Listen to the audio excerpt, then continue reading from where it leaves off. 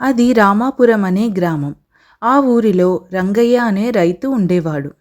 రంగయ్యకు 4 ఎకరాల పొలముంది. అందులో 2 ఎకరాలు మాత్రమే మంచి భూమి.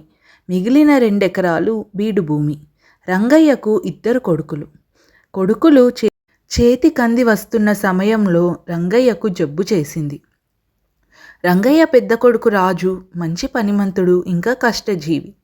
కానీ చిన్న కొడుకు ప్రసాద్ మాత్రం మహాబద్ధకస్తుడు, సోమరిపోతు.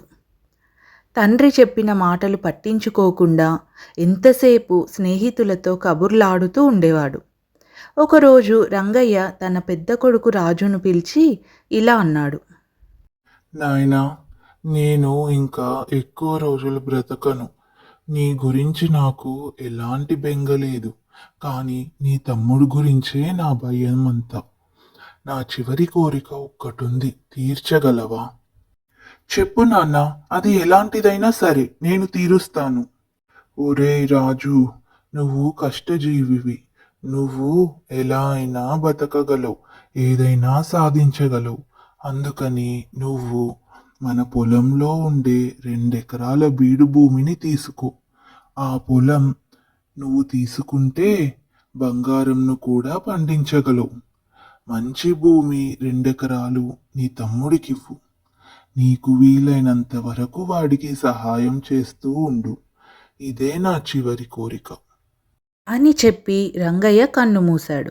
తన తండ్రి కోరిక ప్రకారము రాజు మంచి భూమిని, అలాగే ఉంటున్న ఇల్లును కూడా తన తమ్ముడికి ఇచ్చేశాడు. ఇక ఆ తరువాత రాజు పగలు రాత్రి కష్టపడి ప్రతి అంగుళం చక్కగా దున్ని విత్తులు నాటాడు. ప్రతి విత్తనము మొలకెత్తి పచ్చని పంటగా కలకలలాడింది. అన్నయ్య రాజు ఇలా ఉండగా తమ్ముడు ప్రసాద్ మాత్రం సోమరిగా ఉంటూ ఊరిలో జనాలతో కబుర్లాడుతూ కాలక్షేపం చేసేవాడు. పొలం పనులు చేయటానికి పనివాళ్లను పెట్టుకున్నాడు. అసలు పట్టించుకునేవాడే కాదు. ఒకరోజు తన అన్నయ్య రాజు పొలం వైపుగా వెళ్ళాడు ప్రసాద్. నిండుగా కలకలలాడుతున్న తన అన్న పొలం చూసేసరికి అతని కళ్ళు పచ్చబడ్డాయి. వెంటనే తన అన్న దగ్గరికి వెళ్ళి ఆప్యాయంగా నటిస్తూ, అన్నయ్య, నాన్న నీకు బీడు భూమి ఇచ్చి అన్యాయం చేశాడు. నేను హాయిగా సుఖపడుతుంటే నువ్వు రెక్కలు ముక్కలు చేసుకోవలసి వస్తోంది. మనం ఈ క్షణాన్ని మన పొలాలను మార్చుకుందాం అని అన్నాడు ప్రసాద్. రాజుకి తన తమ్ముడి దురుద్దేశం అర్థమైంది. అయినా అతడు తన తండ్రి చివరి కోరిక గుర్తు తెచ్చుకొని పంటతో నిండుగా ఉన్న తన పొలాన్ని తన తమ్ముడికి ఇచ్చేశాడు. రాజుకు జరిగిన అన్యాయం గురించి ఊరి పెద్ద రాజారావుకు తెలిసి మండిపడ్డాడు. ప్రసాద్ని పిలిపించి ఇలా అన్నాడు. ప్రసాదు, నీ అన్న మంచితనాన్ని అలుసుగా తీసుకొని అతన్ని నువ్వు ఇలా అన్యాయం చేయడం ఏమీ బాగోలేదు. మరొకసారి నువ్వు అతడి జోలికి వెళ్ళావంటే నిన్ను కఠినంగా శిక్షిస్తాను అంటూ గట్టిగా హెచ్చరించాడు. ఆ తర్వాత ఒకరోజు రాజారావు తానే స్వయంగా రాజు పొలం దగ్గరికి వెళ్ళి ఆప్యాయంగా పలకరించి, రాజు, నీ గురించి అంతా తెలుసుకున్నాను. నువ్వు చాలా మంచివాడివి, అలాగే శ్రమజీవివి. నాకు ఒక కోరిక ఉంది. నీలాంటి వాడికి నా కూతురు చంద్రికను ఇచ్చి వివాహం చేయాలని ఉంది.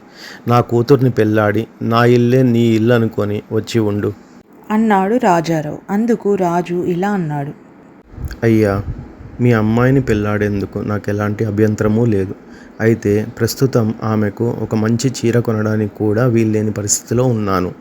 ఈ ఏడాదంతా కష్టపడి కొద్దిగా ధనం కూడగట్టుకొనివ్వండి. వచ్చే ఏడు చిన్నదో చితకదో ఒక నగ పెట్టి మరీ ఆమెను పెళ్ళాడుతాను అన్నాడు రాజు. రాజు చెప్పిన మాటలు అంగీకరించి రాజారావు అక్కడి నుంచి వెళ్ళిపోయాడు.